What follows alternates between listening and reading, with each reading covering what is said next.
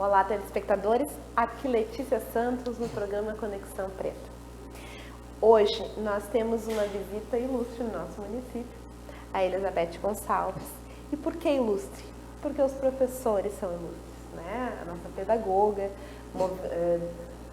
que atuou muitos movimentos negros sociais na cidade e que tem uma história muito interessante para contar para a gente. Elizabeth, seja bem-vinda. Boa noite, muito obrigada, Letícia.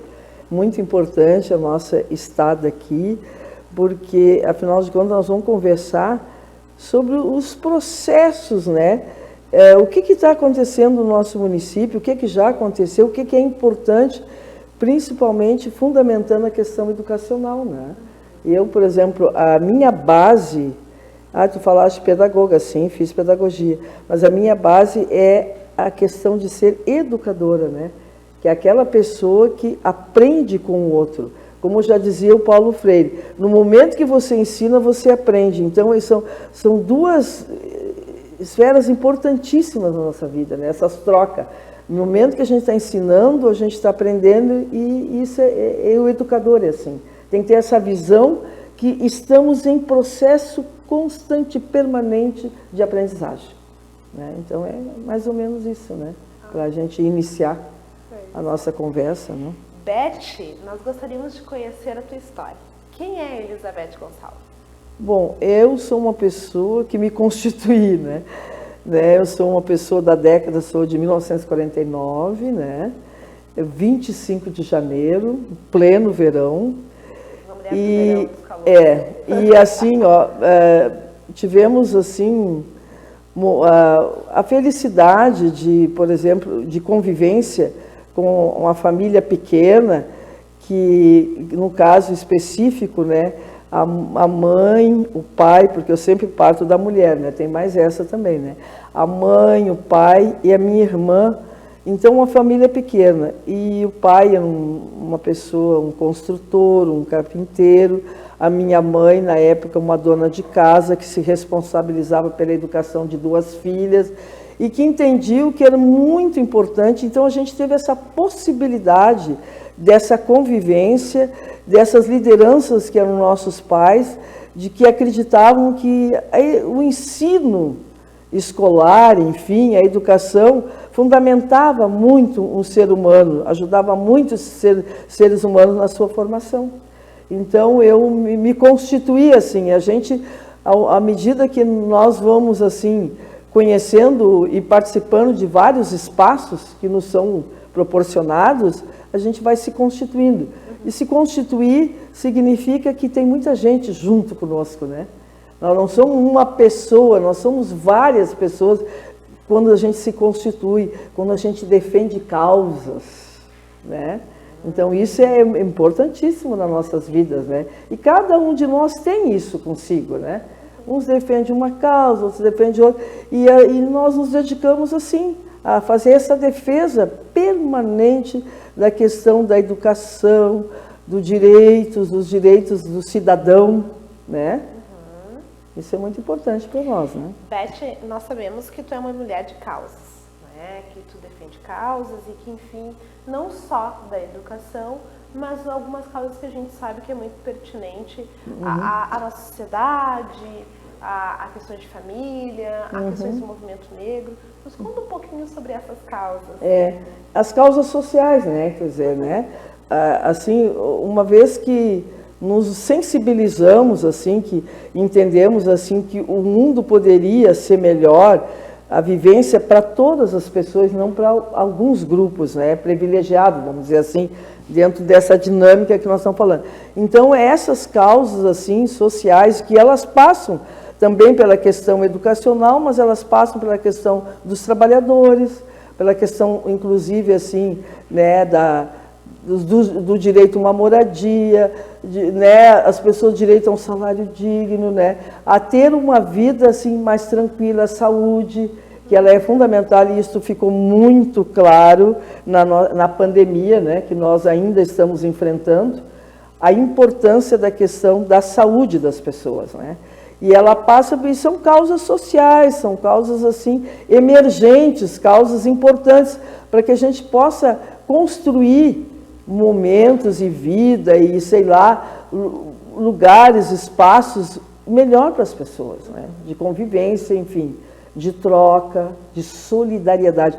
Então, assim, a questão da solidariedade, ela é importantíssima, mas como é que ela se dá? A gente usa a palavra solidariedade, mas como é que ela se dá na realidade, né? Concretamente. Eu tenho que fazer, às vezes, eu tenho que me doar, eu tenho que sair da situação assim confortável que estou e me preocupar com o outro, com a outra pessoa, com as nossas crianças, agora com esse momento de frio, como é que está se dando isso? Essas crianças têm agasalho? Porque todos nós, ainda mais no Rio Grande do Sul, é muito frio, não é? O nosso clima é assim muito... Quais são as condições das crianças? Condições de vida das pessoas, né? Condições mais dignas de vida, né? Então, é uma causa assim, Letícia, que nós abraçamos, assim, né? E eu vim lá da fronteira, sou natural do município de Bagé, mais especificamente, na época era o distrito Ulha Negra, que era a terra do carvão, extraía-se o carvão, mas o município Bagé. E hoje Ulha Negra, ela é um município, mas eu, então, né, fui batizada, nascida, enfim, na fronteira. E daí, como o pai trabalhava, assim, nas estradas de rodagem, né, como diz, que criaram todos esses asfaltos que tem aí no país todo, eles começava a ida e vinda da fronteira aqui para Montenegro, né? E aí chegou um momento que eles disseram, não, nós temos que, a família tem que fixar uma residência para que as filhas possam estudar, enfim, né? Então isso aconteceu. É uma questão assim que a gente avalia e reavalia, então me parece assim que faz tão pouco tempo, mas ao mesmo tempo é um tempo que se percorreu, né? De nós estarmos assim em permanência, assim sempre vigilante, querendo saber como é que as pessoas estão, né? Uma coisa assim, e que a gente às vezes passa por uma questão de sofrimento, mas ao mesmo tempo vai se solidarizando e buscando soluções para esses problemas. Existem, mas vamos buscar solução, não é? Bom, problemas, né, Beth? A gente vive numa sociedade em que muitos problemas existem, mas eu conheci a Beth nos movimentos sociais, falando sobre negritude. E o mais interessante, falando sobre negritude para crianças, né, Beth? E ela fez parte de muitos movimentos sociais e acredito que o primeiro movimento negro organizado no município, tu, junto com a Solange Souza, junto com o Roberto dos Santos, junto com a Marileia Vargas e Inês Santos, montaram um grupo e contaram, né? Fizeram uma trajetória, né, de movimentos sociais. Os objetivos quais nós queríamos alcançar. Eu queria que tu contasse essa história para os nossos telespectadores. Pois é, foi assim um momento muito interessante das nossas vidas, né? Estava eu na sala de aula, como até hoje estou, continuo. Enfim, mas isso é importante para mim, essa relação é importante, né? Mas assim, daí o Roberto fez um chamamento, assim, que o Roberto Santos, casualmente teu pai, né? Eu já diria assim, meu pai. Tu falou em Roberto. Mas tudo bem, né, Letícia? Eu entendo também. Tu é a entrevistadora, tu vai, ai, meu pai. Mas eu vou dizer, o teu pai, né? Ele não tem problema, Elizabeth. Meu pai, Roberto dos Santos. Vamos fazer uma correção, afinal de contas. Aí o Roberto também, além dele ser funcionário público, que ele é da Corsã, né? Ele também se dedicou à causa educacional. Porque ele trabalhou por muito tempo no Dr. Paulo Ribeiro Campos, mais popularmente conhecido como Polivalente, né? Uma escola grande de ensino médio. E todos os anos ele era uma pessoa laureada, era homenageada, era paraninfo, né? E ele foi trazendo essas culturas, assim, e os professores brancos foram se aproximando dele, né? E entendendo, mas, o Roberto tem razão, afinal de contas, né? Como é que está isso aí? Então, aí a gente foi fazendo uma reflexão no nosso município, e aí começamos a pensar, daí conversamos também com a professora Isabel Vargo, que já tinha feito um diagnóstico, uma pesquisa a respeito das crianças e dos jovens negros. Nós fomos somando, assim, as nossas, vamos dizer, vontades, os nossos projetos, né? E daí foi fundado, assim, ou criado, ou sei lá como é que nós podemos dizer, um grupo, né? de pessoas que, casualmente, pessoas negras, mas não necessariamente, nós agregávamos também, né? Nós tínhamos outras parcerias.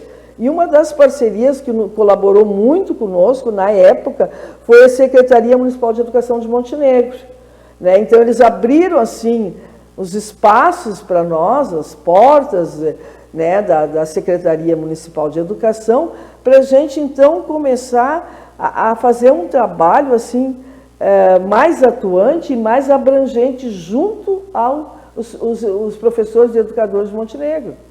Então, foi uma coisa assim, muito bem pensada, assim, afinal de contas, e seguindo essa rota, assim, não, mas vamos fazer isso junto. Aí apresentamos o projeto na época para a secretária de Educação, ela nos valorizou muito, né, entendeu a importância. Qual projeto?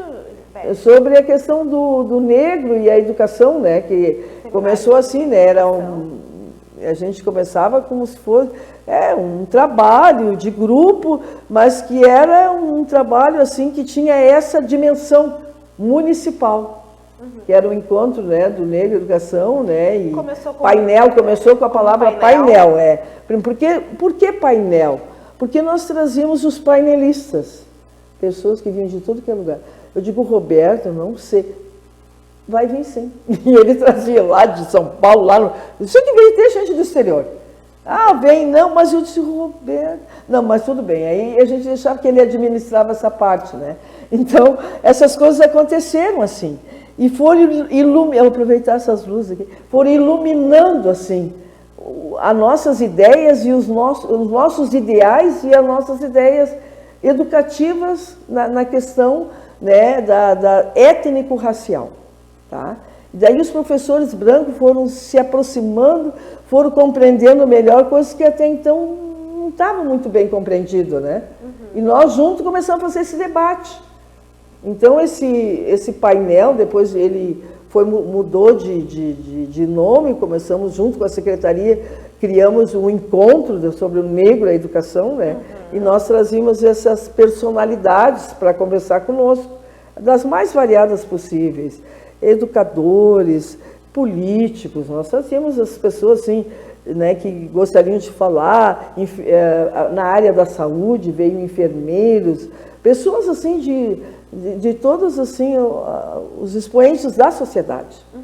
E daí sim, daí os professores também foram se animando mais e as escolas foram tendo um aparato melhor a respeito e até então daí nós também nos dividíamos. Foi criada a Semana da Consciência Negra aqui em Montenegro. Mas aí o Roberto está lá, a Beth está cá, depois já entra o Rogério dos Santos. A gente foi, a Inês nos ajudou muito, a Solange, que aqui está presente. Todos vocês, né, a gente foi criando assim um enraizamento assim, de propostas, de coisas, de pessoas que contribuíram bastante com isso, né?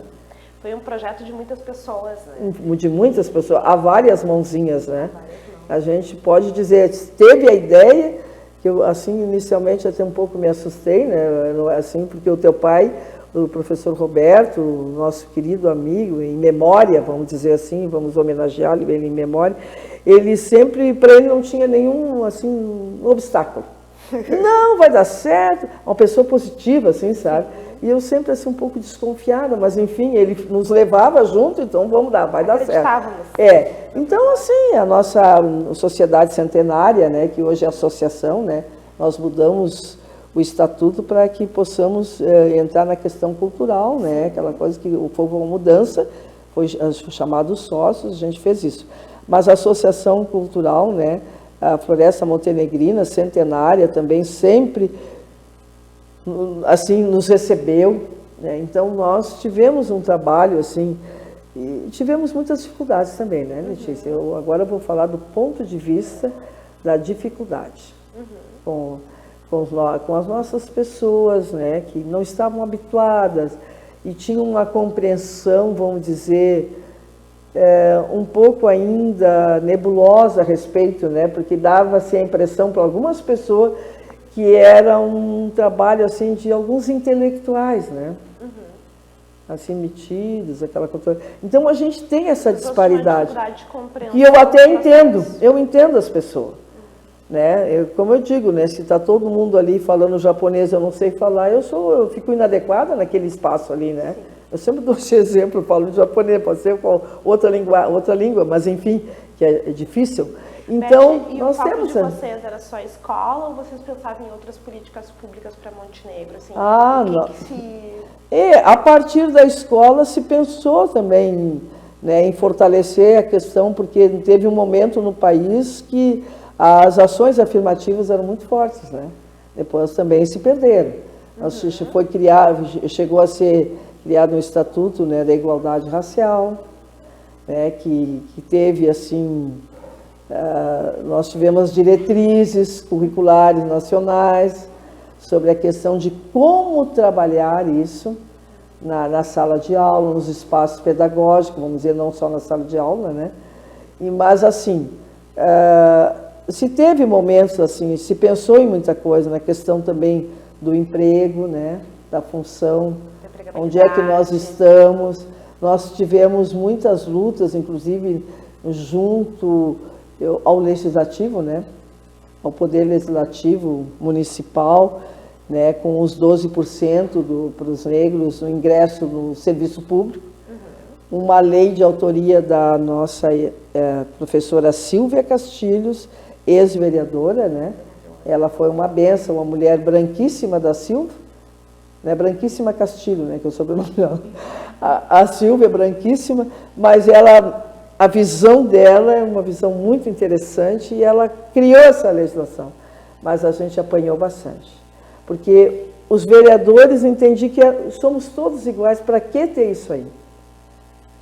Aí a gente tinha que ir na batalha, pegava a negradinha toda e ia lá para a Câmara de Vereador fazer a batalha, a luta. Aí os vereadores, mas meu Deus, mas é todo mundo igual.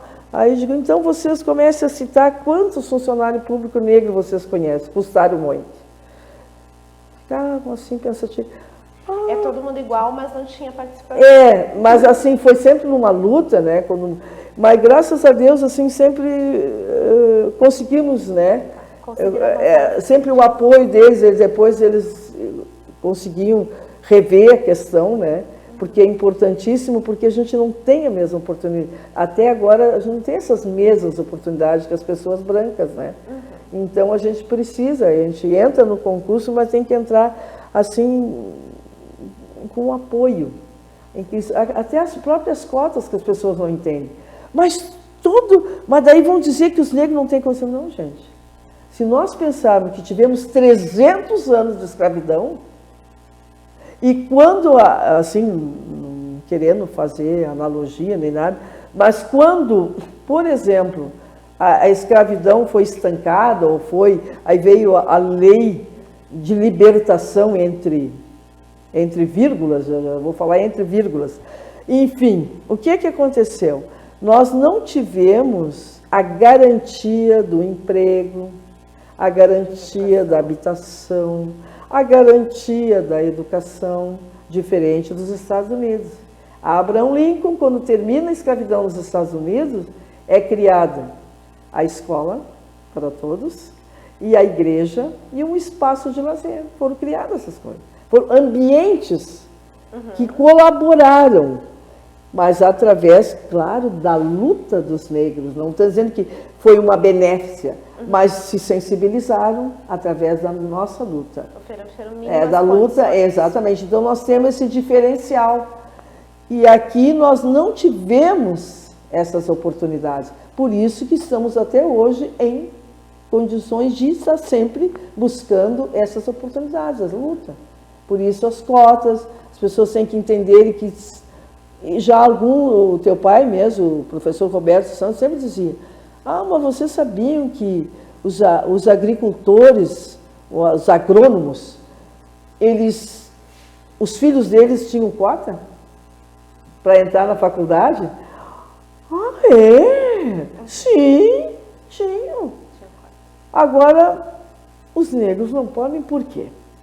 Então é um debate, é uma discussão, né? Além de cotas, a gente sabe que também tinham outros apoios em termos, né, assim, de doação de terras e outros programas do governo que davam conta dessa necessidade. Vocês, como grupo, como instituição, enfim, como Sociedade Floresta, optaram por fazer um forte investimento na educação. Só que hoje a gente ainda tem uma disparidade, né, Beth, em relação, porque se a gente tem uma população de 54% de pessoas negras, é a mesma coisa que a gente vê na escola. A gente também tem maioria de crianças negras nos espaços escolares? Temos. Quer dizer, nós temos essa dificuldade, né, dessa equalização. Então, é por isso, Letícia, que esse programa existe, que outros meios de comunicação nos colocam a par da situação. O rapaz que me antecedeu aqui, que tu entrevistaste, falou muito bem dessa questão, assim, tu tem um teatro, qual é o foco? É a questão racial, né? Então, me parece assim que, não, mas isso, todo mundo é igual. Não é assim. Na vida real não é assim. Coisas não funcionam. Né? Primeiro a gente tem a nossa cara assim, mais escura, nós temos como eu digo para os alunos, cada um tem por exemplo, o DNA de suas famílias, né? Por exemplo, eu não posso ser parecida com a família dele, tem que ser parecida com a minha família. E nós, os negros, nós temos essa característica étnica, né? Enfim, então é uma luta, assim, sabe? Como é que eu vou dizer? Quase que incessante. Muitos vieram antes de nós, né? Vários historiadores, pessoas buscando um entendimento melhor. E depois também a gente passará e os outros passarinhos, como diz, né? Vão continuar o caminho, né? Vou misturar o Mário pintando aqui, eles passarinho. Mas enfim, é uma questão assim que também não é uma questão. Outra coisa assim que a gente tem que ter clareza, que a questão não é uma questão do negro em si, mas é de uma sociedade que tem que se irmanar nessa questão. Porque, o racismo é coisa de... Não, o racismo é uma coisa de todos. O preconceito racial, ou o preconceito de qualquer ordem, gênero, inclusive, ele é uma questão, ele nasce, ele é da sociedade. Portanto, a sociedade tem que se irmanar. Né? Então, é uma coisa assim, muito bem colocada que tu falaste. Tu falaste muito nessa questão da educação, sem dúvida, passa por isso também. Porque a gente por o preparo da pessoa para a cidadania, né? A gente tem visto, né, uma evasão significativa de crianças negras dos espaços escolares. A gente tem visto, tem acompanhado que as crianças negras, enfim, iniciam, né, mas ao longo do processo vai se perdendo. E na faculdade e em outros espaços de educação, a gente acaba sendo negro único. Sempre único. E daí, assim, qual é a tua percepção? O que será que acontece nesse processo, Beth? Bom, em que a gente vai perdendo força e que a gente vai perdendo população? Não é. Eu tenho que cuidar as palavras que eu vou usar, porque isso não é um determinismo, né? Não é determinismo. Mas como eu tenho, assim, a questão sociológica na ponta, é por esse ângulo que eu analiso, assim, sabe? É a questão do empobrecimento. Quem é que é pobre no país? Geralmente somos nós, né? Então, aí o nosso jovem negro e a escola também, o formato escolar, o ensino escolar, tem coisas assim que nós temos que repensar também, sabe? Como é que nós vamos trabalhar isso aí, né? Para que a gente possa alcançar maiores e melhores êxitos. Né?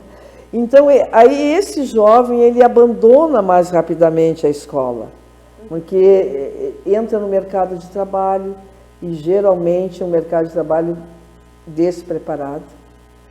Aquela pessoa ela não tem, assim, como ela já abandonou o banco escolar, ela já vai ter mais dificuldades, né? Mas isso faz parte dessa questão, assim, sociológica, né? Questão de vulnerabilidade social. Isso, a questão sociológica, na minha opinião, ela é muito forte, tá? E aí a criança, o jovem, muitas vezes também não se encontra, né, naqueles conhecimentos, enfim, né? apresenta algumas dificuldades nessa trilha. Por isso que a gente vai sempre perdendo o terreno. Né? E daí a gente tem poucos jovens, às vezes nós temos as crianças negras na base. Eu chamo base, né? Chamo que a nossa escola, por exemplo, é uma escola, né, pública, né, com 800 praticamente alunos. Uau. Né? No bairro Rui Barbosa, que eu acho assim, né, uma coisa espetacular. Eu moro no bairro assim, e eu acompanho essa coisa, a evolução do bairro. Nós temos as nossas crianças todas, né? E assim, todas elas têm direito à educação, né? Entre as nossas crianças negras, nós temos crianças que vieram da Venezuela, transferidas. Nós temos assim um grupo grande de crianças de inclusão, nós trabalhamos com todos. Portanto, observando isso, na base a gente tem mais as crianças negras, mestiças, tem os mestiços, né? Sim. Aqueles brancos, os casamentos interraciais, né? Isso acontece, é interessante também. E nós temos aquelas crianças. Aí nós fizemos uma luta grande, que a escola é de ensino fundamental completo. Aí lá no 9º ano a gente faz assim, um laboratório bem grande, assim, vamos dar um jeito, nós temos que as crianças nossos jovens vão se formar. Aí a gente, quer se formar. Aí os que vão para o ensino médio, até vão, mas uns já ficam na metade do caminho. Sim. Prof, eu não consegui vaga. Eu me mudei. As pessoas que também, né? Nós temos assim, mas a questão mais forte é a questão sociológica mesmo, né, Letícia? E Elizabeth, a gente vê também, nós econômica, né, lógico. Nós moramos num município, né, de tradição e cultura alemã.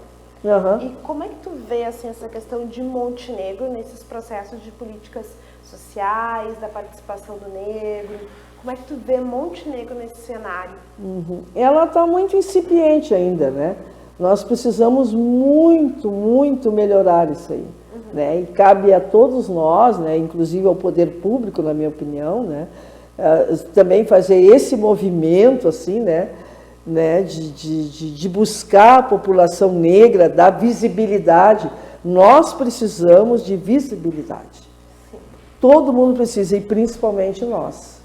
Né? Então, essa questão não é uma visibilidade, vamos dizer, individual, mas mais coletiva, do nosso jovem negro, né? Poder participar de festividades, ser o protagonismo. Tem que aproveitar que o moço, né, que o Sérgio está aqui, eu estou inspirada, né? Porque o protagonismo, né? Então, acho que eu aproveito tudo, sabe, Sérgio? Então, essa questão do protagonismo, né? É o teatro, é a música, é a dança, é a questão também da cultura, vamos dizer, escolar. Isso tudo é muito importante. Eu acho que o poder público também tem que chamar para si as etnias, né? Para participarem. Beth, quero agradecer a tua participação, Elizabeth Gonçalves. Gostei muito da gente poder escutar. A Elizabeth vai continuar, né, sempre contribuindo com o município de Montenegro e com o programa Conexão Preta. Letícia Santos, no programa Conexão Preta e TV Mon, junto com você. Muito obrigada.